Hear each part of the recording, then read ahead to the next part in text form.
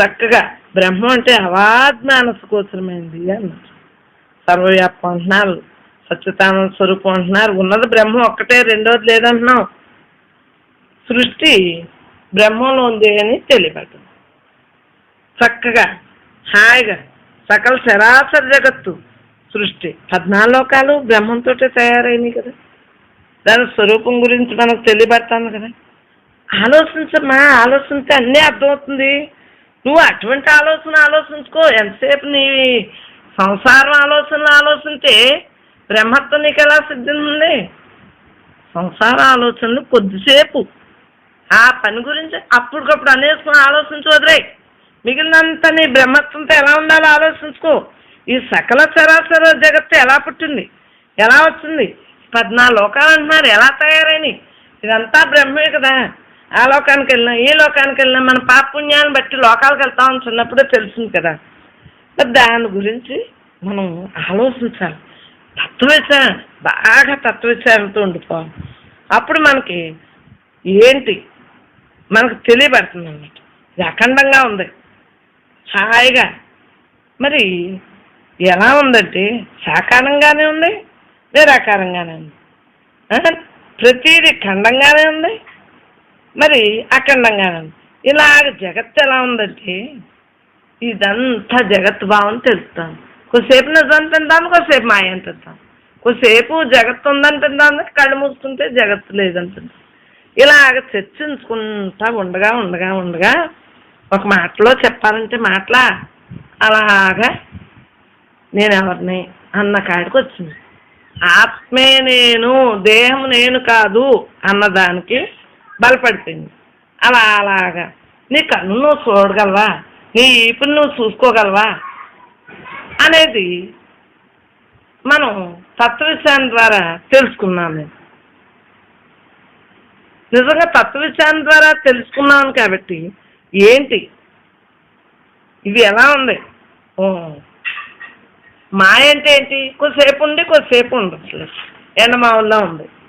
అయితే ఇదంతా బ్రహ్మానికి, బ్రహ్మంలో ఉందే మాయ.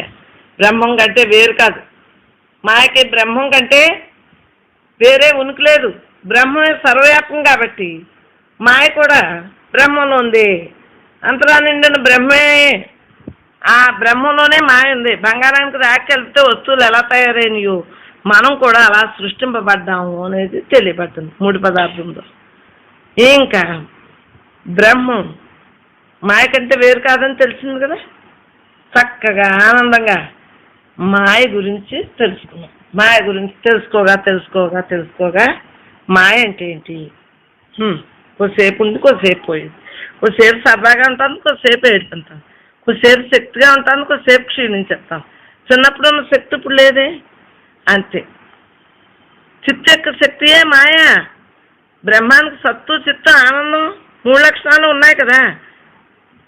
మాయ బ్రహ్మం యొక్క శక్తి కదా. అది బ్రహ్మం కంటే వేరేలా ఉంది. శక్తిమంతుడి కన్నా భిన్నం కాదు కదా. అంతే. మర్రి చెట్టు విత్తనం ఎంత ఉంది, పెద్ద చెట్టు దాంట్లో ఇమిడి ఉంది అనేది అర్థమైంది. అలా ఒక్కొక్కటి భావన తత్వవిచారం ద్వారా అన్నీ అర్థమవుతాయంటే మాయాశక్తి బ్రహ్మంలోనే ఉందని అర్థమైంది, తెలియబడ్డంది. సృజనాత్మకంగా ఉన్న శక్తి శివశక్తి మాయ. బ్రహ్మం కంటే మాయ వేరు కాదు, వేరు కాంది. అంతే నిశ్చయం చేస్తున్నాను. సర్వావసరైందును నేను బ్రహ్మమును, బ్రహ్మనే నేను మొదలెట్టేసి రేయింపగలు నేనే బ్రహ్మనే నేను అని మొదలెట్టేసేటప్పటికి నేనే అంతా కాడికి తెలియబడుతుంది. అంతా నేనే అనేటప్పటికి ఇంకా ఈ భావాలు ఆ భావాలు ఏమీ లేవు. ఉన్నదంతా ఒక్క బ్రహ్మంగానే మిగిలిపోవటం మొదలెట్టేసి హరిహర బ్రహ్మాదులు కూడా బ్రహ్మంలోంచి వచ్చినట్టే. అన్నీ కొన్ని నిదర్శనాలని మా కల్లో కూడా వచ్చి ఈ తత్వ విచారానికి అన్ని కల్లో అయ్యి రాకపోతే నాకు ఎవరు చెప్పారు? నా గురువులు లేరు, శిష్యులు లేరు. నాలో ఉన్న సద్గురువే చెప్పాడు అన్నీ. ఈ సృష్టి గురించి చెప్పినా, ఈ యొక్క బ్రహ్మం వచ్చినా అన్నీ నేనే బ్రహ్మనని చెప్పినా అన్నీ మాయే కదా. సృష్టికి కార్యం కూడా అదే కదా. సృష్టి అప్పుడు మాయే కదా బ్రహ్మ నుండి బయలుపడింది, సృష్టికార్యంగా జరుగుతుంది కదా, సృష్టి అంటే చేయబడింది కదా అనేది అర్థమైపోయింది. రెండూ బ్రహ్మే అని తెలిసిపోయింది. రెండు బ్రహ్మే. గాజు, బంగారు గాజు, బంగారం రెండు బ్రహ్మే కదా. అలా మట్టి, కుండ, ఇనుము, ఇనుముతో చేసిన ఈ కిటికీలు, ఇవి చెక్క అంటే తలుపులు, దారబంధాలని అలాగా చిన్నప్పటి నుంచి ఒక్కొక్క దాన్ని తత్వవిచారణ చేయగా అన్ని చేసేవాడు బ్రహ్మే, చేయబడింది బ్రహ్మ అనేది అర్థమైంది. సకల చరాచర జగత్తు కూడా పాలించేవాడు ఎవడో సృష్టి బ్రహ్మ అన్నారు, బ్రహ్మదేవుడు అన్నారు, స్థితి విష్ణు అన్నారు, లయం శివుడు అనేవారు. మా చిన్నప్పుడు ఈ ముగ్గురు బ్రహ్మ విష్ణు మహేశ్వరులు ముగ్గురు ద్వారా సృష్టి స్థితి లయం జరుగుతుందని చెప్పారు. నాకు అర్థమైంది ఏంటంటే వీళ్ళు ముగ్గురు ఎక్కడి నుంచి వచ్చారో తెలుసుకున్నాను. అంత సర్వం నిండు నా చైతన్యంలోంచి వచ్చారని అర్థమైంది. ప్రతి వాళ్ళు కూడా బ్రహ్మంలోంచి వచ్చారని తెలిసింది. అంతే, బ్రహ్మలో ఎముడు ఉన్న మాయా బ్రహ్మే, కారణభూతులు బ్రహ్మే, దుష్ట శిక్షణార్థం అవతారాలు ఇస్తారని తెలియబడ్డాం.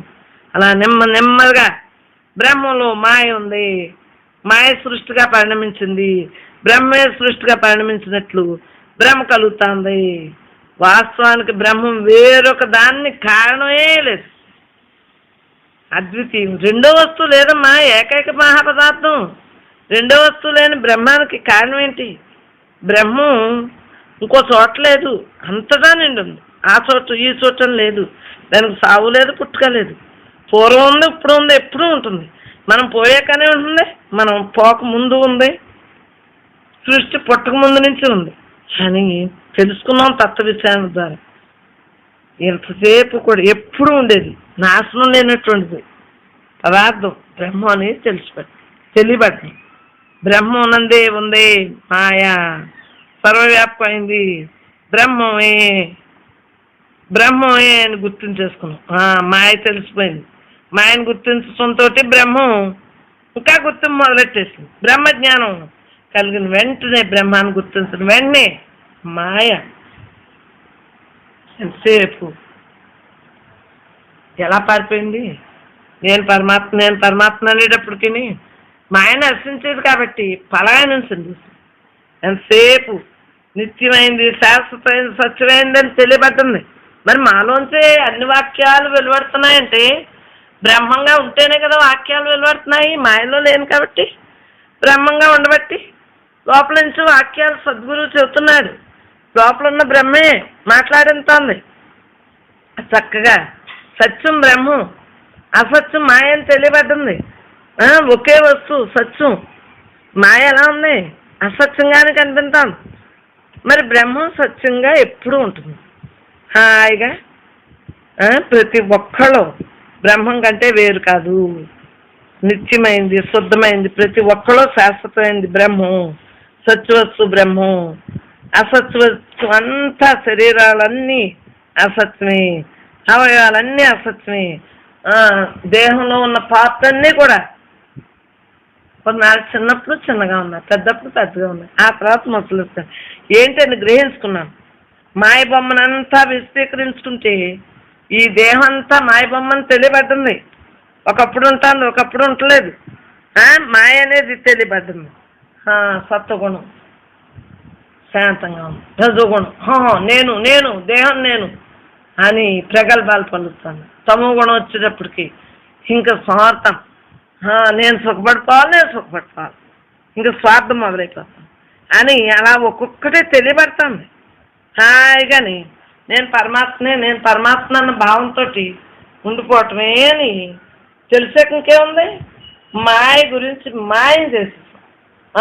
ఏమీ కాదు, నువ్వు సంపూర్ణంగా లేవు, సంపూర్ణమైన బ్రహ్మే నిజం, నశించదు ఇది ఎప్పుడుని అని శాంతంగా, సత్యంగా, ప్రసన్నత్వంగా, సహనంగా, హాయిగా సత్వగుణంతో ఉండిపోయి కామ, క్రోధ, లోభం, వాద్యతలో చదివాం కదా.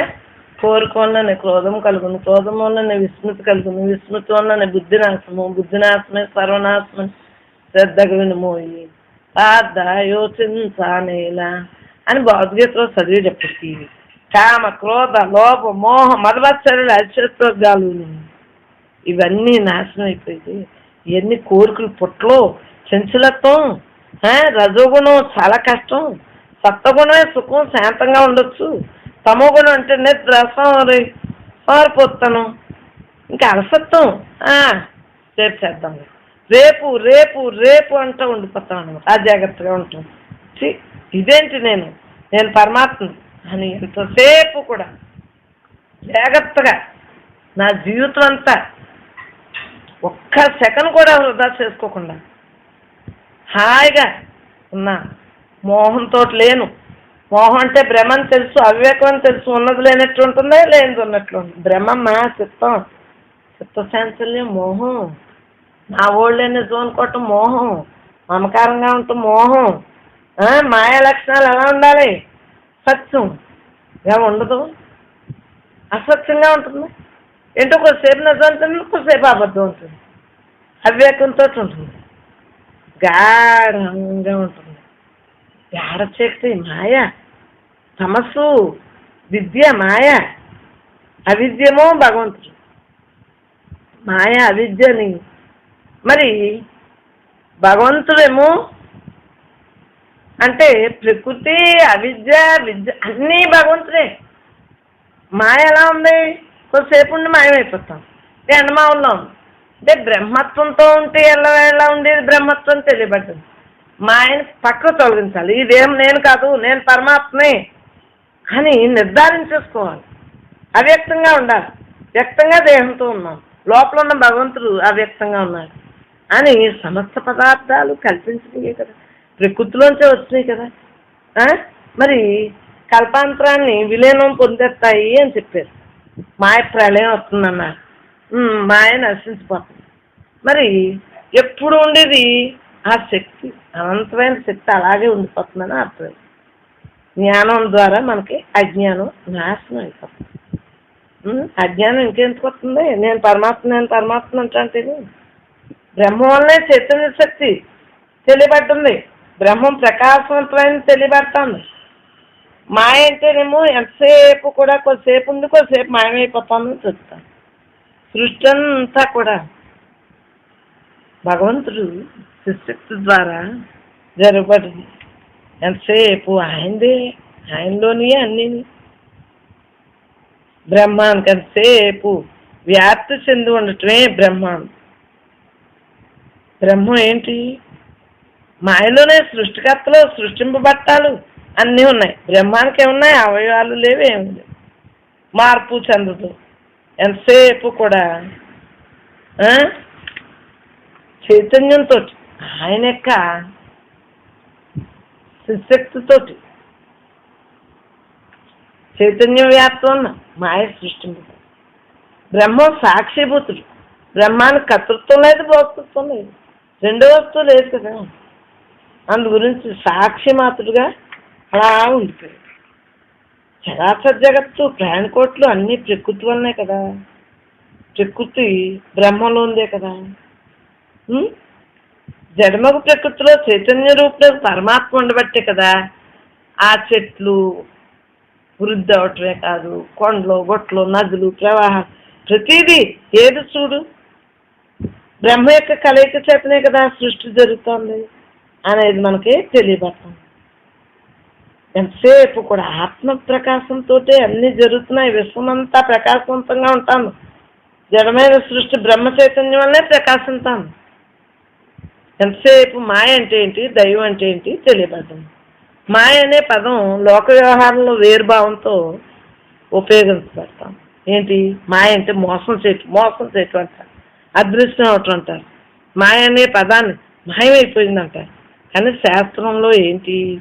యోగమాయ అని అర్థం. అంటే బ్రహ్మం యొక్క చిశక్తి అనగా బ్రహ్మమే అని గ్రహించాలి.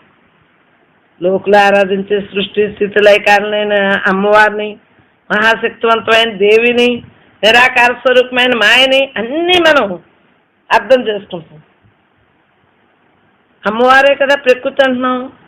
అర్థమవుతుంది కదా. మనకు చిన్నప్పటి నుంచి అమ్మవారు సృష్టింపజేసింది, బ్రహ్మవిష్ణుమహేశ్వరులు అమ్మవారిలో ఉన్నారని తెలియబడ్డంది పెద్దల ద్వారాని. చైతన్య స్వరూపం బ్రహ్మం అనేది తెలియబడ్డంది చక్కగా. ఆ దేవి ఎవరో బ్రహ్మ చైతన్యమేనమ్మా. ఇప్పుడు లలితా శాస్త్రం అయ్యి చదివానంటే బ్రహ్మంగానే చదువుతాను, అంతా బ్రహ్మే. దేవిని ఆరాధిస్తున్నాను, దేవతలను ఆరాధిస్తున్నాను, అయ్యవారిని అమ్మవారిని అందరిని ఆరాధిస్తున్నా, అంతా భగవంతుడే అని ఒకే మాటతో ఉండిపోతున్నాను. మూల జ్ఞానం నశించిపోయింది. ప్రకృతి, పురుషుడు అంతా బ్రహ్మే అనేది తెలియబడ్డంది. సేపు సత్వగుణం, రజోగుణం, తపోగుణం తెలిసింది. మూడు మూల ప్రకృతికి ప్రధానమైంది మాయ. రజస్తమో గుణాలతో కలిసింది మాయే. మరి మాయతోటే అవిద్య. అవిద్య అంటే మాయే కదా. విద్య అంటే బ్రహ్మ విద్య. అవిద్య అంటే ప్రకృతి. మాయ అంటే సత్వగుణం ప్రధానంగా కలది. కానీ రజస్తమో గుణాలు కూడా నిద్రాణంగా ఉంది. అందువల్లనే సత్వం, రజో, తమో గుణాలు మూడు కలిస్తేనే మాయ అన్నారు. సంపూర్ణంగా మూడు కలిసిపోయి ఉంది. మూడు కలయిక వల్లనే దేహాలు ఉద్భవించింది.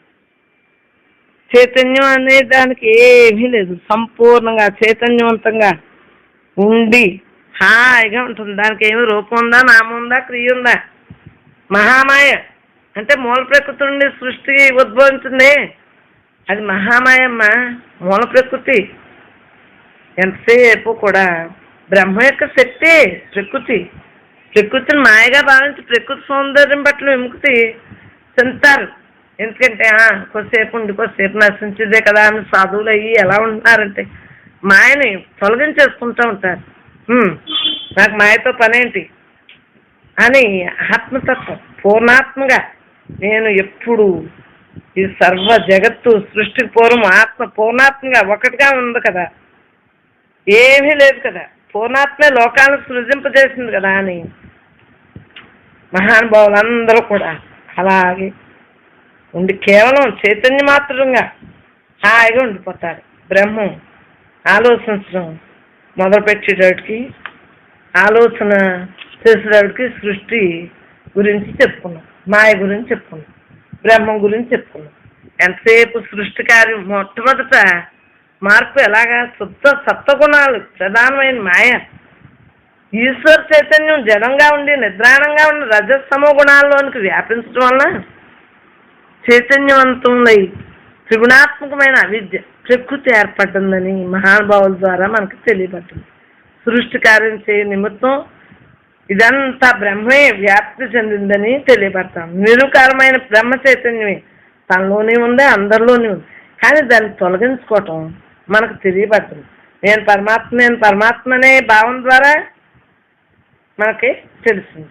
అందు గురించి ఈశ్వరుడే బ్రహ్మం, బ్రహ్మే ఈశ్వరుడు. చక్కగా మనమంతా బ్రహ్మంలోనే ఉన్నాం అని వివరణ అంతా తెలిసింది. బ్రహ్మం అంతా అంతర్భాగంగా ఉంది, సృష్టిగా ఉంది, లోపల ఉంది, బయట ఉంది, అందరిలో ఉంది, అంతగా ఉంది. పంచభౌతికమైన ఈ శరీరాలన్నీ కూడా భగవంతుడే సృష్టించాడు అన్నది తెలుస్తుంది. పరమాత్మ యొక్క సృష్టి కదా మాయ అంటేని తెలియబడ్డాను. నువ్వెవరు? భగవంతుడి యొక్క ఒక అంశమే జగత్తంతా ఏర్పడింది. మరి భగవంతుడే నీవు కదా. మిగిలిన అంశాలన్నిటితో కూడా బ్రహ్మ ఎంత విశ్వాసంగా ఉంది, అనంతంగా ఉందన్నది మనకు అర్థమవుతాం. అందు గురించి నువ్వెవరో త్రిగుణాత్మకమైన అవిద్య బ్రహ్మ చైతన్య వ్యాప్తం అన్న సృజనాత్మక శక్తిని పొందింది అనేది మనకి తెలియదు. ఎలాగా? ఆకాశం ముందు ఉద్భవించింది. ఆకాశం నుంచి పరిస్థితి వాయువు పుట్టింది. వాయువు జడం, వాయువులోంచే బ్రహ్మ చైతన్యం అన్నారు పెద్దలమ్మ చెప్పారు. ఉపనిషత్తులో కూడా ఎలాగే చెప్తారు. ఆ తర్వాత రూపం అగ్ని పుట్టిందంట. అగ్ని జడం, అగ్నిలోకి బ్రహ్మ చైతన్యం కలిగి ఉండటం వలన చైతన్య శక్తి వలన రసం పుట్టిందంట. జలం అంటే జలమే కదా, జడమే కదా, అయినా బ్రహ్మ చైతన్యం వలన జలం కూడా చైతన్యవంతమై గంధం పుట్టింది. గంధం అంటే భూమి పుట్టింది అని పంచభూతాలు ఎలా పుట్టినాయో మహానుభావులు ఉపనిషత్తుల ద్వారా కూడా పెద్దల ద్వారా మనకు తెలుసు. గాలి నీరు నిప్పు ఆకాశం అంతా భగవంతుడే అనేది బాగా మనకి అర్థమైంది. ఎంతసేపు వివరణ తెలిసింది, సృష్టి అంటే తెలిసింది, మనకు బంధం అంటే ఏంటో తెలిసింది, మోక్షం అంటే తెలిసింది, మనం దేంతో ఉంటున్నామో తెలిసింది, మనం ఎలాగ వ్యాపకత్వంతో ఉన్నామో తెలిసింది. అన్నీ ఒక్కొక్కటి మనకి సూక్ష్మ సృష్టి ద్వారా జ్ఞానేంద్రియాలు, కర్మేంద్రియాలు, అంతఃకరణ, పంచప్రాణాలు, పంచవాయువులు అన్నీ తెలియబడుతుంది. ఎంతసేపు కూడా మనకి ఏంటి మన జ్ఞానేంద్రియాలు కళ్ళు చూస్తున్నాయి. కళ్ళకి ఎవరున్నారు? భగవంతుడే ఉన్నాడు. లేకపోతే శవం కళ్ళు ఉన్నాయి కానీ కనిపించున్నాయా? చెవులు ఉన్నాయి, చెవుల్లో ఎవరున్నారు? భగవంతుడే ఉండబట్టి శబ్దాలు వినిపిస్తున్నాయి. నోటితోటి నోరుంటే మాత్రం నాలుగు కోసం ఉంది.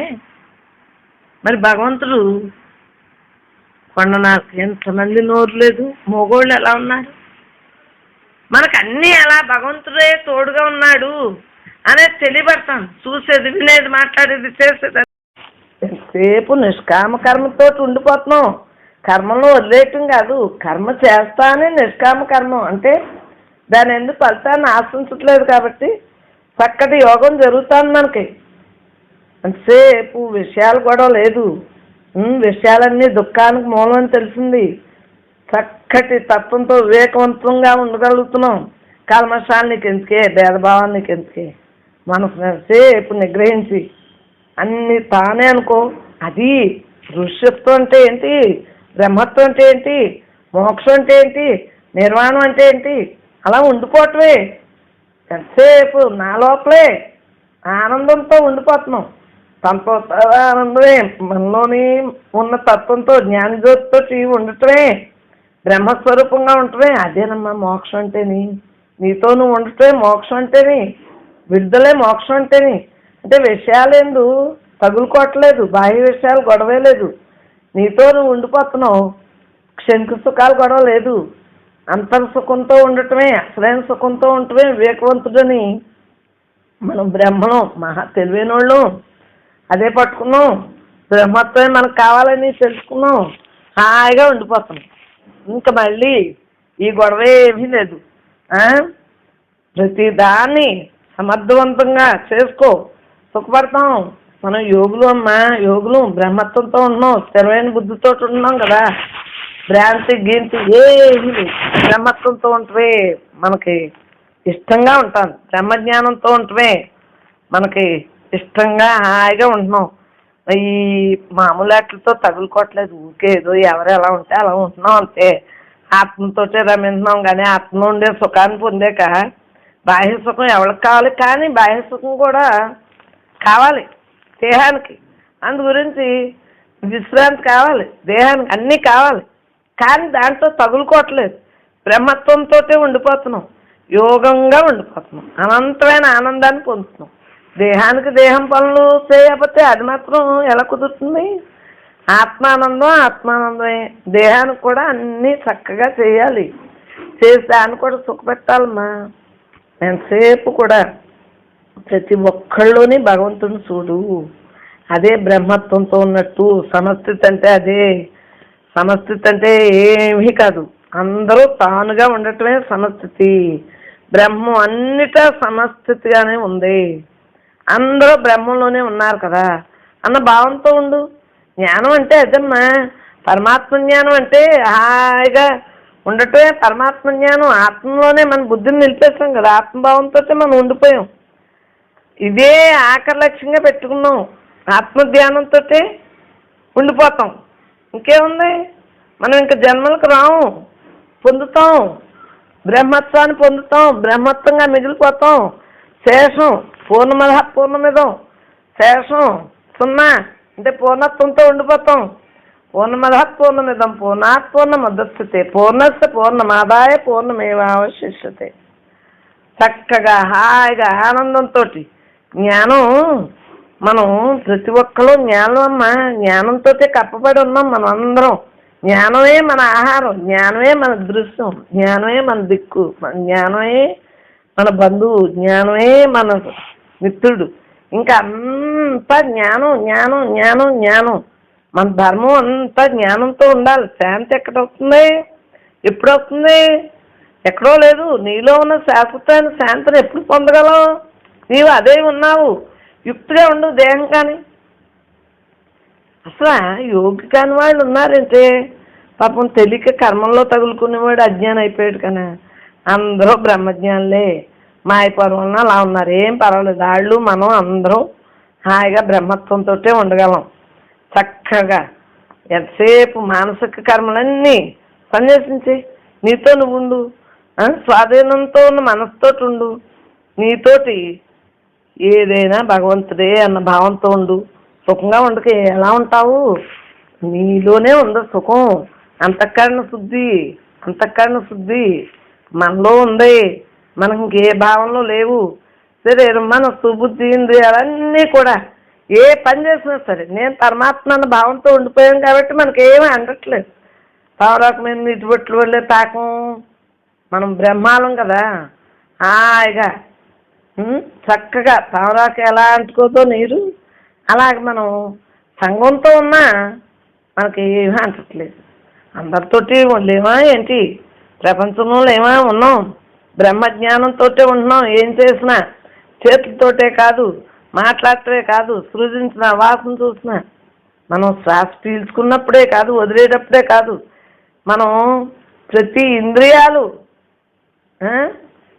ఏంటంటే ప్రతి ఇంద్రియాలని కూడా మనం చక్కటి బ్రహ్మత్వంతో చూడగలుగుతున్నాం. ఏమీ లేదు. బ్రహ్మభావం తప్పించి ఏమీ లేదు. బ్రహ్మత్వంతో ఉంటమే నిజం తెలిసింది. కర్మయోగంతో ప్రతిదీ భగవంతుడి బ్రహ్మే, అన్నీ నేనే, సర్వం నేనే, సకల నేనే. కర్మయోగంతో ఉండటమే విశుద్ధ బుద్ధితో మనసు ఉంది, ఇంద్రియాలను జయించింది. అన్ని ప్రాణుల్లోనే ఆత్మే. మరి అన్ని ప్రాణుల్లో ఉన్న ఆత్మ తన ఆత్మే ఒక్కటే అని తెలుసుకుంది. ఏకాత్మంగా తెలుసుకున్నాం. కర్మలు చేసిన బంధంలో ఎంత చిక్కుంటామమ్మా? కర్మయోగంతో ఉండిపోయాం కదా. సాంఖ్యం తెలిసింది కదా. సాంఖ్యయోగంతో ఉండిపోతున్నాం కదా. నేను పరమాత్మ అన్నది ఆత్మతత్వం సాంఖ్యయోగం ద్వారా నాకు తెలిసింది కదా. ఏదైనా సరే ఒక్కటే అని భక్తి అన్నీ నాకు అన్నీ తోడు నీడగా ఉంది. నన్ను ఈవేళ ఎలా నిలబెట్టారు అంటే బ్రహ్మం గారికి నమస్కారం, బ్రహ్మాలకు నమస్కారం, అందరు బ్రహ్మలకి నమస్కారం. ప్రతి జీవి పుట్టినప్పటి నుంచి ఎప్పుడు అందరూ నన్ను ఎలా కాంక్షించినా, ద్వేషించినా, ఇష్టపడినా నాకు ఏమీ కాలేదు. నేను పరమాత్మని నిత్య సన్యాసంగా ఉన్నాను, అంతర్ సన్యాసంగా ఉన్నాను. లోపల నాకు ద్వంద్వాలతో ఏమీ పని లేదు. ఇలా ఉన్న కొందరు నాకేంటి లోపల ఉన్న ఆత్మకి ఏమన్నా అంటుకుంటుందా ఏంటి? ప్రతిదీ కూడా పరమాత్మగానే ఉండిపోయాం. అందు గురించే నా రోజులు వేస్ట్ అవ్వలేదు. కర్మ సన్యాస యోగంతో ఉన్నాను, ఆనందంగా ఉన్నాను, చక్కగా హాయిగా ఉండగలుగుతున్నాను. అందు గురించి ఏమీ భయం లేదు నాకు. ఎంతసేపు కూడా ఆత్మజ్ఞానంతో ఏదొచ్చినా సరే ఆత్మజ్ఞానంతో ఉండి సంశయాత్మకమైన బుద్ధి లేదు నాకు. నేను నిస్సంశయంగా ఉన్నాను. నేను పరమాత్మ అన్న భావంతో ఉన్నాను. తమ గుణాలు లేవు, రజోగుణాలు లేవు, సత్వగుణాలు లేవు. సత్వగుణంతో ఉన్నా కుదరదు. శాంతి ఉంటే సరిపోతుందేంటి? శుద్ధ సత్వంతో అంటే నేను పరమాత్మ అన్న భావంతో ఉన్నాను. సత్వగుణం కొంతవరకు రైట్ కానీ శుద్ధతత్వంతో ఉంటమే కరెక్ట్ అని నాకు చిన్నప్పటి నుంచి తెలిసింది. నివృత్తి మార్గాన్ని ఎంచుకున్నాను. ఆత్మనిష్టగా లోపల ఉండిపోతున్నాను. కర్మలో నన్ను బంధించాయంటే బంధించు. జ్ఞానంతో ఉంటున్నాను. సంశయాత్మకమైన బుద్ధి లేదు కదా నాకు. ఎంతసేపు సంశయంలో పడను. ఈ లోకం నిజం కాదు, ఏ లోకాలు నిజం కాదు, సుఖం ఎక్కడుంది, నాలోనే ఉందని తెలిసింది. చక్కగా జ్ఞానం ద్వారా పవిత్రంగా ఉంటున్నాం. ఇంకోటి లేదు కదమ్మా. ఎంతసేపు కూడా తత్వంతో ఉండిపోవటమే, జ్ఞానంతో ఉండిపోవటమే, పరమశాంతిని పొందటమే. ఎంతసేపు నేను పరమాత్మ అన్న భావం తప్పించి ఎందుకమ్మా? ఎంతసేపు కూడా జ్ఞానాగ్ని వలన నా కర్మలన్నీ దగ్ధం అయింది. ఆగామి లేదు, సంచితం లేదు, ప్రారంభం లేదు. జ్ఞానాగ్ని అన్ని కర్మల్ని కాల్చేసేసింది. నేను పరమాత్మ అన్న భావంతో ఉంటున్నాను కదా, ఇంకేముంటుంది? పొందేము. నేను పరమాత్మ అన్న భావన పొందటమే, ఆ భావంతో ఉండటమే. ప్రతి జీవి నాలోని అందరిలోని అంతటా ఉన్నాడని తెలుసుకున్నాం కదా. జ్ఞానత్వంతో ఉంటమే తత్వ విచారణ చేశాను కదా, ఆత్మార్పణ భావంతో ఉన్నాను. ప్రతిదీ కూడా జ్ఞానమే ముఖ్యం, జ్ఞానంతో ఉంటమే కరెక్టు అన్నది తెలిసింది కదా. వేదాలే కదే, యజ్ఞాలే కదే, యాగాలే కదే, ఏ కర్మ చేసినా అంతా బ్రహ్మార్పణంగా చేసి, ఏది చేసినా, ఏది చూసినా, ఏది మాట్లాడినా, ఏ రకంగా నడిచినా అంతా బ్రహ్మత్వంగానే స్వీకరించాం, జ్ఞానంగానే మిగిలాం. ఏదైనా సరే సనాతన బ్రహ్మాన్ని చేరుకోక ఇంకేమవుతాము? చక్కగా ఏది చేసినా సరే ఆనందంగా, తపస్సులే కాదు, యజ్ఞాలే కాదు, స్వాధ్యాయం కాదు, జ్ఞాన యజ్ఞాలే కాదు, ప్రాణాయామం ఏది చేయని నీతోటి నీవు ఉండిపో. ఎంతసేపు కూడా శ్వాస మనకు తెలియకుండా పీలుస్తున్నాం, వదులుతున్నాం. కందెప్ప ఎప్పుడు వేస్తున్నామో ఎప్పుడు తీస్తున్నామో తెలియట్లేదు. గుండె ఎన్నిసార్లు కొట్టుకుంటుందో తెలియట్లేదు. అన్నీ మనకు తెలియకుండానే అన్నీ జరిగిపోతున్నాయంటే మనలో సాక్షిపుత్రులు ఉండి అన్ని పనులు ఇంద్రియాలకి అప్పచెప్పేశాడు. వాటి ద్వారా అన్నీ జరిగిపోతున్నాయి. మనకెందుకు? జ్ఞానేంద్రియాల ద్వారా, కర్మేంద్రియాల ద్వారా అన్నీ జరిగిపోతున్నాయి. మనం బ్రహ్మనే అగ్నిలోని బ్రహ్మం చేత తప్పింపబడి నేను పరమాత్మని ఇంక గమ్యం బ్రహ్మమే కదా. బ్రహ్మార్పణం అంటే అంతే కదమ్మా. బ్రహ్మార్పణం బ్రహ్మవి బ్రహ్మగ్నో బ్రహ్మణావతం బ్రహ్మ ఇవతేన గంతవ్యం బ్రహ్మ కర్మ సమాధిన. మరి ఏ కర్మ అయినా నిష్కామ కర్మ చేస్తాం కాబట్టి బ్రహ్మంగానే చక్కగా భావించేసాం, బ్రహ్మంగానే ఉండిపోయాం. బ్రహ్మే అవిసన్నం, బ్రహ్మమే అగ్ని, బ్రహ్మం చేత అర్పింపబడ్డాం. బ్రహ్మం అందుకోబడింది కూడా, గమ్యం కూడా బ్రహ్మే. అసలు బ్రహ్మార్పణం తప్పించి నీవు ఎన్నైనా సరే నమస్కారం, బ్రహ్మానికి నమస్కారం. ప్రతిదీ బ్రహ్మే కాబట్టి అంతా బ్రహ్మే, లయమైపోవటమే. ఆ బ్రహ్మత్వంతో యజ్ఞాలు, యాగాలు తన యొక్క జీవభావాన్ని తొలగించుకుని ఆత్మార్పణంగా చేసుకున్నాము. సంఘభావం లేదు. ముక్తులమ్మ మనం జ్ఞానంతో నిలిచింది మన మనసు. అన్ని కర్మలు, సత్కర్మలు అన్నీ కర్మయోగంగానే చేస్తున్నాం కదా. దుర్మార్గం మాట్లాడడం కదా జ్ఞానంగా ఉన్నా. కానీ సంతృప్తిగా ఉన్నాం, హాయిగా ఉన్నాం. అన్నీ నేనే, సర్వం నేనే, సకలం నేను, అండపిండ బ్రహ్మానంతం నేనేం చోటే లేదని అలా ఉండాలి తప్పించి ఆశ పాశ నీకెందుకే? పాశంతో ఉంటావు, ఆశతో ఉంటే అన్నీ నీవే. నువ్వు ఏది వదలక్కలేదు, ఏది పట్టుకోకు. నువ్వు సంకల్పాలను తగ్గించేసుకున్నావు. కర్మలో అకర్మనే, అకర్మలో కర్మని హాయిగా దర్శించున్నాం. బుద్ధిమంతులు మనం అందరూని యోగాభ్యాసంతో ఉన్నాం. కర్మను పూర్తిగా చేసిన వాళ్ళంగా ఉన్నాం. ఎందుకంటే కర్మయోగంతో ఉన్నాం. నేను పరమాత్మని ఉండబట్టి జ్ఞానాగ్నిలో కర్మలన్నీ దగ్ధమైపోయి నేను వివేకనమ్మా, విద్వాంసుని, హాయిగా జ్ఞాన్ని, నాకు సంబంధం లేదు, నిత్యతృప్తిగా ఉన్నాను, హాయిగా ఉన్నాను. దేని మీద ఆధారం లేదు. నేను పరమాత్మ మీదే ఆధారంతో ఉన్నాను. బ్రహ్మత్వమే నా గురువు, దైవం, స్నేహితుడు, బంధువు. నాకు మొత్తాన్ని కూడా పరమాత్మే. పరమాత్మ లేనిది లేదు. నాకు ఇంకా అకర్మ తెలియబడ్డంది. వికర్మగానే లేను. అకర్మ అంటే నిష్కామ కర్మ, కర్మ అంటే పని. ఎప్పుడు ఏ పని చేసినా భగవతార్పితంగా చేయమన్నారు చిన్నప్పుడు. బ్రహ్మార్పణంగా ఇప్పుడు చేయగలుగుతున్నాం. చక్కగా హాయిగా ఉంటున్నాను. శుభం లేదు, అశుభం లేదు, ఏదొస్తే నాకెందుకే, విధి ప్రకారం జరిగిదా. ఇంకా వికర్మంలో లేదు. వికర్మ అంటే నేను చేస్తున్నానని భావన. నేను చేయట్లేదే, విధి ప్రకారం అన్నీ జరుగుతున్నాయి. ఏది చేసినా బ్రహ్మార్పణంగానే బతుకుతున్నాను. అందుకని నన్ను ఎందుకు అంటుకుంటాయి? అంటుకోమ్మా. మనం ఎంతసేపు కూడా నిష్కామ కర్మతో ఉంటే ఎందుకు అంటుకుంటాయమ్మా? మనం దానికి ఆశించే కష్టం. కానీ నేను దేన్ని ఆశించను. ఏది జరిగినా నాకెందుకు అన్న భావంతో ఉండిపోయి జన్మలేని స్థితివాడు మనం. జన్మ లేకుండా అవ్యయుడుగా అన్ని జీవుడికి అధిపతైన భగవంతులు మనం. చక్కగా మాయ అంటే ఏంటో తెలిసింది, దైవం అంటే ఏంటో తెలిసింది, ఇంకెందుకు మనం దుష్ట శిక్షణ, శిక్ష రక్షణ,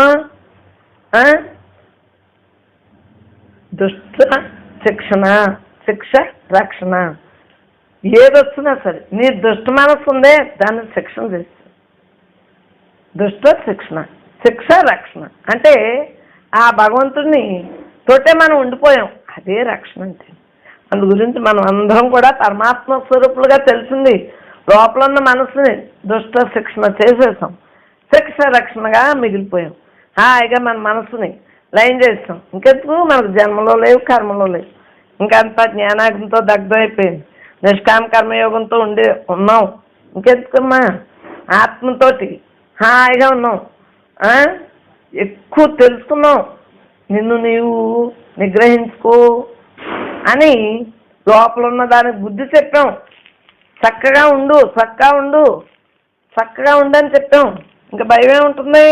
పరమాత్మ చక్కగా అనంతంగా ఉన్నాడు, మనలో ఉన్నాడు, అందరిలో ఉన్నాడు, సర్వజీవుల్లోని పరబ్రహ్మంగా నిత్యం కూడా మనలో ఉండి ప్రతిష్ఠింపబడి హాయిగా ఆడలా ఉన్నంత వల్లే కదా ప్రతి జీవి అన్నం తిన్నా అరుగుతుంది, నడవగలుగుతున్నాం, తినగలుగుతున్నాం, మాట్లాడగలుగుతున్నాం. ప్రతిదీ తెలియదే ఉందమ్మా.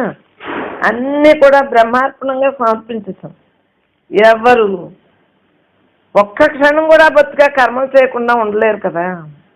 అందు గురించి ఎన్ని గుణాలు యావత్తు కర్మ అవసరమే ఉంది కాబట్టి ప్రతి కర్మనే కర్మయోగం చేయకుండా ఎలా కుదురుతుంది? శరీరం వెళ్ళే వరకు కూడా ఏదో చేస్తానే ఉండాలి. మాట్లాడటం కర్మ కదా, చూడటం కర్మ కదా, పనే కదమ్మా. నడవటం పని కదా, తినటం పని కదా. అన్ని ఇంద్రియాలు కూడా నిగ్రహించుకుని, జ్ఞానేంద్రియాలని కర్మేంద్రియాలను నిగ్రహించుకుని చక్కటి భావంతో కర్మయోగంగా నువ్వు ఉండు, హాయిగా ఉంటావు అని భగవంతుడు మనకు చెబుతున్నారు కదా. చక్కగా పెద్దలు చెబుతున్నారు కదా, జ్ఞానమే గొప్పదమ్మా, జ్ఞానంతో ఉండు. ఇంకా ఘోర కర్మల్లో నేను ఉండను, నేను పరమాత్మగా ఉంటాను అన్న భావంతో ఉండు. మనకి బ్రహ్మస్థితి అందుకే ఏమవుతుంది? ఇంకా బ్రహ్మ లేదు, ఏమీ లేదు. చివరి సమయం వరకు బ్రహ్మ నిర్వాణాన్ని పొందుతాము అన్న ధీరత్వంతో ఉందాము. ఏది ఎలా జరిగినా మనకు అనవసరం. ఈ ధీరత్వాన్ని మాత్రం మనం వదలొద్దు. అన్ని కోరికల్ని వదిలే, అహంకారాలే కాదు, మమకారాలే కాదు, ఆశలే కాదు, ఏమీ లేవు కదా. చక్కటి శాంతిని పొందాం, బ్రహ్మత్వమైన శాంతిని పొందుతున్నాం. సంపూర్ణంగా పరిపూర్ణంగా ఉన్నాం, స్థిరంగా ఉన్నాం, చక్కగా సముద్రంగా మిగిలిపోయాం. ఏ నదులు ఎలా వస్తున్నా సముద్రం ఎలా కదులుతో నదులతో అలాగే నేను సముద్రుడిని, భూమి అంతా నేనే. సముద్రం పంచభూతాలు ఆలోచించుకోండి. ఏది ఎలా వచ్చినా, గాలి ఏదైనా చెప్తుందా, సువాసన వచ్చినా, దుర్వాసన వచ్చినాని, అగ్నికి ఏదైనా ఉందా, నీరుకి ఏదైనా ఉందా, భూమికి ఏదైనా ఉందా? ఎలాగైతే పంచభూతాలు మనకి గురువులు ఆలోచించుకోండి, వాళ్ళు ఎలా కదులు మెదులు లేకుండా ఉన్నారు, అలాగే మనం కూడా హాయిగా ఉండిపోవాలి, శాంతంగా ఉండిపోవాలి. పంచభూతాలే మనకు సాక్షిభూతులు. ఏదైనా అంటున్నాయా? ఎప్పుడు ఒకేలా ఉంటున్నాయి. అలాగే మనం కూడా చక్కగా రాత్రి లేదు పగలు లేదు అలాగ జ్ఞానంగా ఉండటమే, చిత్తప్రజ్ఞ లక్షణాలతో ఉండిపోవటమే. ఇంద్రియాలు విషయాల మీద కలసలేదు, హాయిగా ఉన్నాయి. ప్రజ్ఞ అంటే తెలివి, తెలుసుకున్నాం. మనలో ప్రజ్ఞగా మిగిలిపోవాలని మనకు తెలిసింది. ఎంతసేపు కూడా చక్కటి మనస్సంచలం లేకుండా చక్కటి నిగ్రహంతో ఉంటున్నాం, వివేకంతో ఉంటున్నాం, యుక్తిగా ఉంటున్నామమ్మా. ధ్యానం కుదరలేదు అన్న భావం లేదు. ఎందుకు కుదరదు? నీవు సరిగ్గా ఉంటే అన్నీ కుదురుతాయి. నీ మనస్సు ఎంచడం చేయకు, అన్నీ అదే కుదురుతుంది. ధ్యానం లేని వాడికి శాంతి ఎక్కడ ఉంటుందమ్మా? శాంతి లేని వాడికి సుఖం ఎక్కడ ఉంటుంది? నువ్వు ధ్యానం చేస్తావా, శాంతి వస్తుంది. ఎంతసేపు మరి విషయాల్ని తగ్గించేసావు, విషయాల్లో సంగమం లేదు నీకు. హాయిగా నీతోటి నువ్వు ఉండిపోతున్నావు, ఏమీ లేకుండా. చక్కటి భ్రాంతి లేదు, ఏమీ లేదు. బుద్ధి చక్కటి బుద్ధితో ఉంటున్నావు. ఇదంతా నాశనం అయిపోయిందని తెలుసుకున్నావు. ఇంక నీకు రాగద్వేషాలు ఏమీ లేదు. నీ స్వాధీనంలోనే మనసు ఉంది, ఇంద్రియాలు ఉన్నాయి, అన్నీ నీతో నువ్వే ఉన్నావు. చక్కటి బ్రహ్మార్పణంతో ఉంటున్నావు. దుఃఖాలు వచ్చినా సుఖాలు వచ్చినా అన్నీ నశించిపోయింది. ఏది అలా జరిగినా నీకెందుకు అని చక్కగా ఉండు. విషయాలన్నీ కూడా విషం విషం విషం. నీ యొక్క తత్వంతో నువ్వు ఉండిపో, అన్నీ కూడా నిగ్రహించు. నేను పరమాత్మ అన్న భావంతో ఉండు. దేహాన్ని చక్కగా ఉంచుకో, మనస్సును చక్కగా ఉంచుకో, బుద్ధిని చక్కగా ఉంచుకో, అన్నీ చక్కగా ఉంచుకునేప్పటికీ నేను పరమాత్మ అనే భావంతో యుక్తిగా ఉండమ్మా. నీ లక్ష్య సిద్ధి నీకు అందుతుంది ఇంద్రియాలను స్వాధీనం చేసుకున్నప్పుడే కదా. స్థితప్రజ్ఞుడు అంటారు, నీకు రుచులు లేవు, కర్మలో లేవు, జన్మలో లేవు. చక్కగా పరమాత్మ దర్శనంతో హాయిగా ఉండిపో. నేను పరమాత్మ అన్న భావనే ఎల్లవేళ్ళ ఉండిపో. దేనికి తగులుకోకుండా ఉన్నాం. ఇప్పుడు ఇంకేముంది, ఆనందం లేదు, ద్వేషం లేదు. అలాగ నేను పరమాత్మ అన్న భావంతో స్థితప్రజ్ఞత్వంగా ఉండిపోతాం అన్నమాట. ఏడుపులు లేవు, శోకాలు లేవు, భయాలు లేవు, ఏమీ లేవు, తాహతాలు లేవు. ఏదో అయిపోతుందని తాహతాలు లేవు. దేనికి విచారించుకో, ఆనందించుకో. నీకెందుకే అలా ఉండిపో. చక్కటి మనసుతో ఉండిపోతావు. ఎప్పుడు తనతో తాను ఉండిపోవటమే ఆత్మానందం అంటేని. నాతో నేను ఉండిపోవటమే, చక్కగా ఉండిపోవటమే, నిశ్చలంగా ఉండిపోవటమే, హాయిగా ఉండిపోవటమే. సమస్థితితో ఉన్నాను. కర్మలో జన్మలో నాకెందుకే, నేను యోగంతో ఉంటాను. యోగం అంటే కర్మలు ఊరికేని ఏది చేసినా. యోగం అంటే ఏంటి? సమస్థితి. ఏది చేసినా కర్మ చేస్తున్నాం. కర్మయోగం అంటే ఏంటి? ఏ కర్మ చేసినా యోగంగా ఉండు అంటే దాన్ని నీవు ఫలితాన్ని ఆశించకుండా ఉండు, సమస్థితితో ఉండు. అదే యోగం అంటే. యోగం సిద్ధించిందమ్మా అంటే సమస్థితితో ఉన్నానమ్మా అని అర్థం. పొంగిపోవటం లేదు, దుఃఖం లేదు, పొంగిపోవటం లేదు. అంతా ఒక్కలాగే ఉంటాం, సమస్థితితో ఉంటాం, హాయిగా ఉంటాం. మనం ఎంతసేపు వేదాలు వేదాంతాలు అన్నీ కూడా భగవంతుడే. దేన్ని నేను తిరస్కరించను, అలానే ఆనందించను. అంతనే భగవంతుడి తత్వంతో ఉంటే నాకు ఇష్టం. భజనలేంటి, పూజలేంటి, వ్రతాలేంటి, తపస్సులేంటి అన్నీ నాకు ఇష్టం లేనిది సృష్టిలో ఏమి లేదు. అంత ఇష్టం. కోపం వచ్చిందంటే అది టైంకి వచ్చింది, క్రోధం వచ్చిందంటే టైంకి వచ్చింది. నీకెందుకే లోభం? ఈ గుణాలు కూడా మనకి ఒక్కొక్కసారి అవి కూడా మంచి ఫలితాలే ఇస్తాయి. ఎప్పుడు వాటిని వదిలేయటం కాదు. అవసరమైనప్పుడు పిల్లవాడు ఎడుతుంటే ఆయన మనం అవసరమైనప్పుడు సమాధానం దండోపాయాలు ఉపయోగించట్లేదా? అలాగే అన్ని గుణాలు మంచివి, అన్ని ఇంద్రియాలు మంచిది. అన్ని ఇంద్రియాలకే నమస్కారం, అందరి దేవతలకే నమస్కారం, అందరి దేవుళ్ళు నమస్కారం. ఎప్పుడు ఉండి తత్వంతో ఉండాలి తప్పించి, శుద్ధత్వంతో ఉండాలి తప్పించి అందరూ కూడా యోగులుగా ఉండాలి. అందరూ ఆత్మజ్ఞానంతో ఉండాలి, హాయిగా ఉండాలి. మనం అందరం కూడా పరమాత్మ స్వరూపం అన్న ధ్యాసతో ఉండాలమ్మా. ఇంక మనకు సంసార భయం ఏమీ లేదు. సంసారం అంటే ఏంటి? పుట్టా సావా అది సంసారం అంటేని. ఏదో ఇప్పుడు ఇదెత్తున్నాను నేను సంసారాన్ని అనుకుంటున్నారు. సంసారం అంటే ఏంటి తెలియట్లేదు జనాలకి. ఇది నిజం అనుకుంటున్నారు. కాదు, జన్మమరణ దుఃఖ ప్రవాహంలో పడకపోతే సంసార బంధంలో తగులుకోకుండా ఉంటామంటే అది.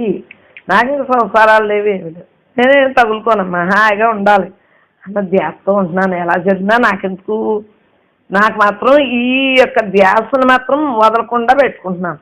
సుఖం ఏంటి, దుఃఖం ఏంటి, లాభం ఏంటి, జయం ఏంటి, అపజయం ఏంటి, ఏదైనా సరే నేను పరమాత్మ అన్న భావంతో ఉంటే అన్నీ అయ్యే ఉంటాయి. ఆత్మతత్వం తెలుసు కదా మనకి. మనకు ఎంతసేపు ఏయోటో ఉంటానే ఉంటాయి. మానవ జన్మిస్తాం, ఏ జన్మకు లేవు. మనం ఎప్పుడు భగవంతుని తత్వంతో అలా ఉండిపోవటం ఒక్కటే మనకు కావాల్సింది. జీవేశ్వరులు ఇద్దరూ కూడా పుట్టుకులేని వారే, ఆనాడు వాళ్ళే. పరమాత్మ జ్ఞానస్వరూపం, జీవుడేమో జ్ఞాని. కానీ కారణ శరీరం వలన ఎంతసేపు కూడా ప్రకృతికి లోబడిపోయి నేను దేహాన్ని అన్న భావంతో ఉండిపోయాడు. బ్రహ్మము మాయ ఏంటంటే లొంగిపోయాడు జీవుడు, మాయకు లొంగిపోయాడు. లేకపోతే జీవుడే దేవుడు, దేవుడే జీవుడు అనేది తెలియబడుతుంది. జీవుడు ఎవరు? శివుడే, పరబ్రహ్మే. ఆ విష్ణువు, బ్రహ్మ, శివుడు అందరూ కూడా బ్రహ్మమే అన్నది మనకి తెలియపరిచి ఆ బ్రహ్మే మనకి ఆనందంగా ఇలా మాట్లాడుతుంది. బ్రహ్మం నిరాకారమైంది, అవ్యక్తమైంది చైతన్యం. బ్రహ్మం నుండే సృష్టి ఉద్భవించింది, విస్తృతంగా వ్యాపించి. నిరాకార బ్రహ్మం నుండే కదా సాకార జగత్తు ఉద్భవించింది. జగత్తంతయు బ్రహ్మమే అన్నది మనకే తెలియబడింది. బ్రహ్మం శరీరంగా భావించవచ్చు కదా అంటారు. బ్రహ్మానికి శరీరం ఏంటే? సృష్టి రూపంలో ఉన్నంతకాలం బ్రహ్మాన్ని సాకారం బ్రహ్మంగా మనం నమస్కరించున్నాం. నిర్గుణంగా అంతరా జగత్తంతయు నిండి ఉన్న భగవంతుణ్ణి నిర్గుణ బ్రహ్మంగా నమస్కరించున్నాం. ఏదైనా అస్థి, భాతి, ప్రియం, నామం, రూపం ఈ 5 ధర్మాలు జగత్ రూపంలో ఉన్న సాకార బ్రహ్మానికి ఉన్నాయి. అస్థి అంటే ఉనికి, సత్యస్వరూపం. సత్ అంటే భాతి అంటే ప్రకాశిస్తుంది, చైతన్య స్వరూపం. చిత్ అంటే ప్రియంగా ఉంది, ఆనందంగా ఉంది. నేను బ్రహ్మాన్ని అంటేనే అంతర్ముఖానికి వెళ్ళిపోయేంత ఆనందంగా ఉంది. నామం అంటే ఆకారానికి సంకేతంగా ఉంచిన పేరుని, రూపం, ఆకారం ఇవన్నీ కూడా బ్రహ్మానికి సాకారంగా మనం ఎలా పుట్టించేది. మనం సాకార బ్రహ్మం, అంతర్ముఖంతో ఉన్న బ్రహ్మం నిర్గుణ బ్రహ్మం. మనమే బ్రహ్మస్వరూపం. బ్రహ్మం మనలోనే ఉంది. ఈ జగత్తంతయు భగవంతుని శరీరమే అనుకో, అదే విరాట్ రూపం అంటే. అతల వితల సుతల తల పాతాళ లోకాలన్నీ కూడా భగవంతుని పాదాలతో పాదాలు. ఎంతసేపు కూడా భగవంతుని నువ్వు ఒక్కసారి సాకారంగా తలబెట్టుకో, నిర్గుణంగా తలబెట్టుకో. ఎంతసేపుని భూలోకం, బోర్లోకం, సోర్లోకం, మహాలోకం, జనలోకం, తపోలోకం, సత్యలోకం 14 లోకాలు కూడా భగవంతునేందు ఇమిడియే ఉన్నాయి. అన్ని లోకాలు కూడా భగవంతునికి. సృష్టి ప్రతి జీవి స్థూల సూక్ష్మ కారణ శరీరాలన్నీ, జాగ్రత్త, స్వప్న, సుషుప్త అవస్థలన్నీ సృష్టి క్రమంలోనియే. ఈ శరీరం భగవంతుని శరీరం. మరి భగవంతుడే సృష్టి చేశాడు. నువ్వు నేనా ఎవరం చేయగలం? ఒక మొక్కని, ఒక పువ్వు కాయించగలమా? భగవంతుని ప్రేరేపణతో. మరి ప్రతిదీ భగవంతుని చేతే ఆరాధింపబడుతుంది. భగవంతుడే విరాట్ స్వరూపంగా వచ్చి భగవంతునితో మనం ఉంటున్నాం. ఆకార వికారాలు లేని చైతన్య స్వరూపం బ్రహ్మమే అసలు భగవంతుడు. భగవంతుడు అంటే నిరాకారుడని చెప్పుకోవచ్చు, పరబ్రహ్మ స్వరూపం అని చెప్పుకోవచ్చు, లోక కళ్యాణార్థం, దుష్ట శిక్షణార్థం కూడా అనేక పర్యాయాలు అవతారాలుగా ధరించున్నాడని చెప్పుకోవచ్చు. అవతారాలు దాల్చవలన శరీరం కావాలి కాబట్టి బ్రహ్మానికి శరీరం లేదు కదా. శరీరం ఏర్పడాలి అంటే పంచభూతాత్మకమైన శరీరం మాయను ఆధారంగా చేసుకుని పుట్టాలి కదా. అందువలన ప్రతి అవతార పురుషులు కూడా శరీరత్రయంతో, అవస్థాత్రయంతో, అజ్ఞాన రూపం కారణ శరీరం వలన పుట్టినట్టుగా మనం అందరం మోహంతో, అజ్ఞానంతో, అహంకారంతో ఈ శరీరం నేనని భావన కలుగుతుంది అనేది మనకే తెలియబడుతుంది. అంటే భగవంతులకేమో మాయని వాళ్ళ ఆధీనంలో ఉంచుకుని భగవతత్వంగా పుట్టారు. మనమేమో అజ్ఞానంతో, మోహంతో, అహంకారంతో నేను నేను నేను దేహాన్ని అని మానవ జన్మలోని మనం ఇలా ఉంటున్నాం. మనం జీవించుండగా మనం పరమాత్మ స్వరూపులని తెలియబట్టింది. కృష్ణుడు, రాముడు, అవతార పురుషులు అందరూ దుష్ట శిక్షణార్థం అనేక దివ్య శక్తులను ఉపయోగించారు. మరి మనమా దేహం దేహం దేహం అన్న భావంతో రహస్యం ఏంటి? బ్రహ్మానంద ఐక్యం చెంది బ్రహ్మం కంటే వేరు కాదని తెలుసుకోలేకపోయాం. ఇప్పుడు తెలుసుకున్నాం కాబట్టి మాయ అంటే ఏంటి, బ్రహ్మం అంటే ఏంటి? ప్రతి ఒక్కళ్ళు బ్రహ్మస్వరూపులే. బ్రహ్మ చైతన్యంతో మనం ఉన్నాము, మనం బ్రహ్మంతో ఉన్నాము అన్నది మాత్రం బాగా మనకి అర్థమవుతుంది. ఇంకా మనకి ఏంటి, మనం ప్రతి ఒక్కడు జీవుడు అంటే ఏంటి, ఈశ్వరుడు అంటే ఏంటి, బ్రహ్మ అంటే ఏంటి? జీవుడు అంటే అవిద్యతో కూడిన బ్రహ్మమే, బ్రహ్మ చైతన్యాన్నే జీవుడు అన్నారు. ఈశ్వరుడు అంటే మాయసత్ కప్పన్న బ్రహ్మ చైతన్యం. ఎంతసేపు భగవంతుడు తెలుసు అన్నీని, మనల్ని ఆడించడానికి అవతారాలు వచ్చింది. ఎట్టి ఆవరణ లేనివాడు బ్రహ్మం, దేని చేత కప్పబడిన వాడు ఆకాశం నుండి మేఘం అనే బ్రహ్మం నుండి మాయ ఐక్యమై ఉంది. మరి మాయకు వేరుగా ఉనికి లేదే. బ్రహ్మం ఉంది, ఇముడుంది. మాయ జడమైంది, చైతన్యమైంది, సృష్టిగా పరిణమించింది. మరి బ్రహ్మస్వరూపమే ప్రతిబింబం కాదు, బ్రహ్మము తానే స్వయంగా ప్రకాశమైంది. ఎటువంటి ఆవరణాలు లేవు, సర్వవ్యాపకం, స్వయం ప్రకాశం, శుద్ధ చైతన్యం. మరి జీవుడేంటి? శరీరంతో సత్వరజస్తమో గుణాలతోటి పుట్టబడ్డాడు. ప్రతి ఒక్కళ్ళు కూడా అవిద్యను తొలగినప్పుడే జీవుడు పరమాత్మ అయిపోయాడు. బంధం ఏంటి, దుఃఖం ఏంటి? జీవుడు పరబ్రహ్మం కదా. మరి దుఃఖం ఎందువలన వచ్చింది? బ్రహ్మమే అయినా అవిద్య కోసం వలన కారణ శరీరం వలన బ్రహ్మత్వాన్ని మరుగుపరిచేసుకున్నాడు. పరిచేసుకుని నేను దేహాన్ని అన్న గర్వంతో ఆవరణ దోషం అన్న పాపం అలా ఉండిపోయాడు. వాడికి ఎంతసేపు కూడా నేను అన్న తత్వం ఎక్కువైపోయి వాసనలు, దేహవాసన జీవుడికి అనాదిగా వస్తుందమ్మా. అవి ఏంటంటే దేహవాసనతో, లోకవాసన, శాస్త్రవాసన, వాసనతో ఉండి నేనే కర్తను, నేనే భక్తును, నేనే నడుతున్నాను, నేనే ఇల్లు కట్టాను, నేనే ఉంటున్నాను, నేనే వంట వండాను, నేనే తింటున్నాను, నేనే ఐశ్వర్యవంతుడు, నేనే అని ధనవాసన, శ్రీవాసన, కీర్తివాసన, శాస్త్రవాసన, లోకవాసనతో కర్మఫలాలు అనుభవిస్తున్నాడు పాపం జీవుడు. జీవుడు దేవుడే అని మనకు తెలుసు. ఎంతసేపు కూడా జీవుడు దేవుడే అనేది బంధం లేనటువంటి వాడని మనకి తెలియబడింది. జన్మ దుఃఖం లేదు, బాల్య దుఃఖం లేదు, రోగం దుఃఖం లేదు, మనకి పుట్టేమం లేదు, మరణించడం లేదు, మనకి ఏ భావంలో లేదు. అంతా బ్రహ్మంతో మనం బ్రతికేస్తున్నాం. ఆత్మ అంటే బ్రహ్మం అంటే ఏంటి? అనాత్మ, శరీరం నిర్గుణంగా ఉన్నదేమో, నిరాకారంగా వ్యక్తంగా చైతన్యాన్నేమో బ్రహ్మ అన్నాం. బ్రహ్మ యొక్క సృజనాత్మక శక్తిని అనగా శక్తిని శక్తి మాయ అంటున్నాం. మాయ అంటే మూల ప్రకృతి అంటున్నాం.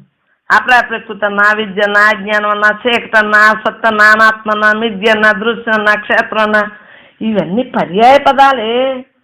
బ్రహ్మాన్ని ఏమంటున్నాం? పురుషుడు అంటున్నాం, పరాప్రకృతి అంటున్నాం, విద్య అంటున్నాం, జ్ఞానం అంటున్నాం, బ్రహ్మజ్ఞానం అంటున్నాం, వెలుగు అంటున్నాం, సత్ అంటున్నాం, ఆత్మ అంటున్నాం, సత్యం అంటున్నాం, ద్రష్ట అంటున్నాం, క్షేత్రజ్ఞ అంటున్నాం. మాయను బ్రహ్మాన్ని వేరుపరచుతా మరి మనం ఎలా ఉంటే వేరుపడుతుంది? ఇప్పుడు ఆ యొక్క అనుభవాన్ని చెప్పుకుంటున్నాం. బ్రహ్మానుభవం కలిగేటప్పటికీ నాలో ఉన్న చైతన్యం చుట్టూ ఆవరించుకున్న అవిద్య కవసాన్ని తొలగించేసుకున్నాం. నేను పరమాత్మను కదా, శరీరము రెండు విడదీసేసాను. ఈ దేహం నేను కాదు, నేను పరమాత్మని.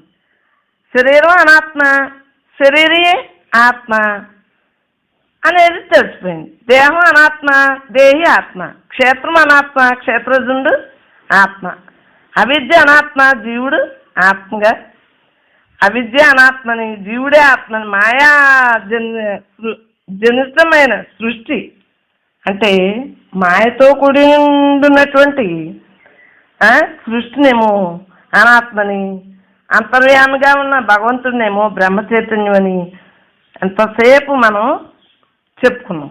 బ్రహ్మమే ఆత్మన బ్రహ్మన్న ఒకటని తెలియబడింది. మిగిలినంతా కూడా అనాత్మే అని తెలియబడింది. బ్రహ్మ చైతన్యం మినహా మిగిలినంత స్థూలం, సూక్ష్మం, కారణం, సృష్టి అంతయో అనాత్మేనమ్మా.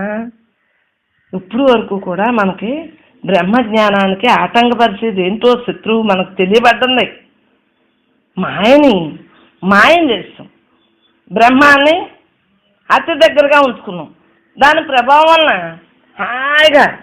హాయిగా ఉండగలుగుతున్నాం. బ్రహ్మ అంటే ఏంటి, మాయ అంటే ఏంటి తెలిసింది కదా. బ్రహ్మ అంటే శబ్ద, స్పర్శ, రూపరసగంధాలు 5 తత్వం లేకుండా అవ్యక్త పదార్థంగా ఉంది. పంచ జ్ఞానేంద్రియాల చేత అనుభవింపబడనిది. మరి ఏంటి? మరి వికార పుట్టడం, సావటం ఏమీ లేదు. పెరగటం, మార్పు చెందడం. మనస్చేత కూడా తెలియబడదమ్మా. బ్రహ్మం ఒక చోట ఉండి మరి ఒక చోట లేదని చెప్పుకున్నాం. మరి నిత్యంగా ఉందని చెప్పాం, నిర్గుణంగా ఉందని చెప్పాం, పరిమితి లేదంటున్నాం, కాలానికి బద్ధం కాదని చెప్పాం, కాలాతీతం అని చెప్పాం, సర్వవ్యాప్తం అని చెప్పాం, త్రిగుణాలు అంటే 3 గుణాలు లేదని చెప్పాం, అనంతం అని చెప్పాం, చైతన్య స్వరూపం అంటున్నాం, నాశనం లేదు, సత్యస్వరూపం, సత్తు చిత్తు ఆనంద స్వరూపం అని చెబుతున్నాం. మరి దుఃఖాలు లేవంటున్నాం, ఆది భౌతికం, ఆది దైవికం, ఆధ్యాత్మికం లేదంటున్నాం, సచ్చిత్ ఆనంద స్వరూపం అంటున్నాం. దానికి భేదాలు లేవంటున్నాం, భేదత్రయం లేదంటున్నాం, నిరాకారం, నిర్గుణం, అవధులు లేవు, పరిమితాలు లేవు, దేశకాల పరిచ్ఛిన్నాలు లేవంటున్నాం. బ్రహ్మం అంటే ఉదాహరించుటకు వేరొక ఉపమానం లేదంటున్నాం. అద్వితీయం అంటున్నాం, ఏకైక వస్తువు అంటున్నాం, ఏకాత్మస్వరూపం అని కూడా చెబుతున్నాం. నిరుకల్పం అంటున్నాం, స్వయం ప్రకాశం అంటున్నాం, సర్వం ఎప్పుడూ స్వతంత్రంగానే ఉంటుంది, స్వరాజ్యమే. ద్రష్ట, దృక్కు, దృశ్యం అన్నీ కూడా మనస్సు సంబంధించింది. ద్రష్ట అంటే సాక్షిగా ఉండేవాడు, అనిర్వచనీయమైంది, వాడిని ఏ నిర్వచనంతో పలకలేం. జ్ఞానస్వరూపం అంటున్నాం, పురుషుడు అంటున్నాం, దేవుడు అంటున్నాం, విద్య అంటున్నాం. ఎంతసేపు పరాప్రకృతి అంటే ప్రకృతిని ఆయన ఆధీనంలో ఉండి వచ్చిందని, ఆత్మని, సత్వని, క్షేత్రజ్ఞుడని, దేవుడని అనేక రకాలుగా బ్రహ్మాన్ని ఏ రకంగా పర్యాయ పదాన్ని పెట్టినా కూడా బ్రహ్మం తప్పించి వేరే లేదని తెలియబడ్డది. కాబట్టి అనేక రూపాలుగా నేను పరమాత్మన్నా బ్రహ్మే, నేను బ్రహ్మలో ఉన్నానన్నా బ్రహ్మే, నాకు అంతటా నిండి ఉంది, నాతోటే ఉంది, నాలోనే ఉంది, అందరిలో ఉంది, అంతటా ఉందన్నా బ్రహ్మే. బ్రహ్మం తప్పించి వేరుగా ఏమీ లేదు. ఎంతసేపు కూడా నేను పరమాత్మని, నేను పరమాత్మని అన్న భావంతో మనం మరణిస్తున్నామని భయం లేదు, పుట్టేమని భయం లేదు, వెళ్ళిపోతాము మాకేంటి అన్న భయం లేదు. ఎందువలన నేను జీవాత్మను కాదు, పరమాత్మని. ప్రతి ఒక్కళ్ళం కూడా అదే ఉన్నాము, అదే ఉన్నాము.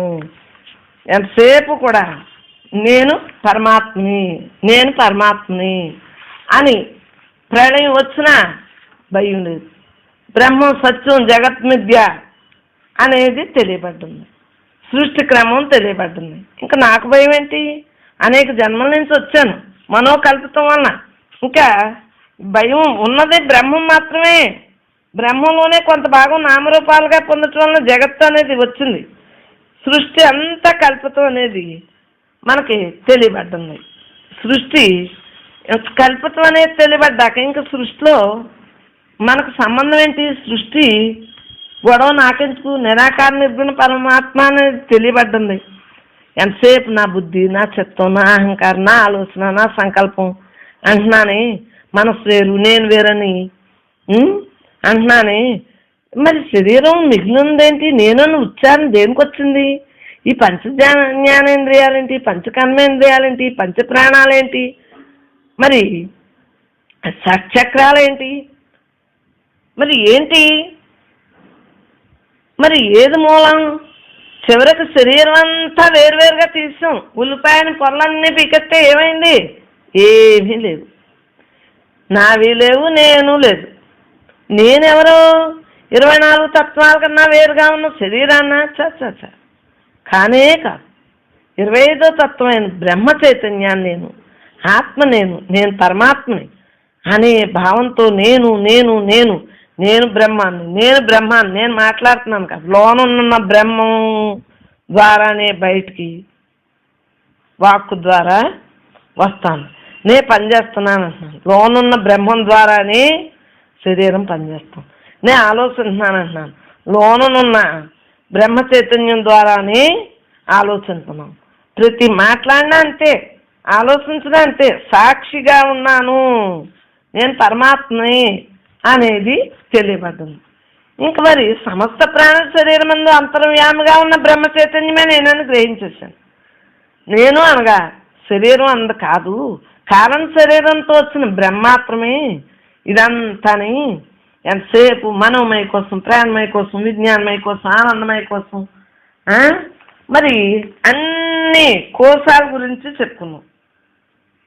మరి షట్చక్రాలు మనలో మూలాధారం, స్వాధిష్టానం, మణిపూరకం, అనాహత, ఆజ్ఞ, విశుద్ధ, మరి సహస్రాలు, ఇవన్నీ కూడా మొత్తం ప్రతి దేవుడు కూడా మన నవరంధ్రాల్లోని కూడా పరమాత్మ ఉన్నాడని తెలియబట్టింది.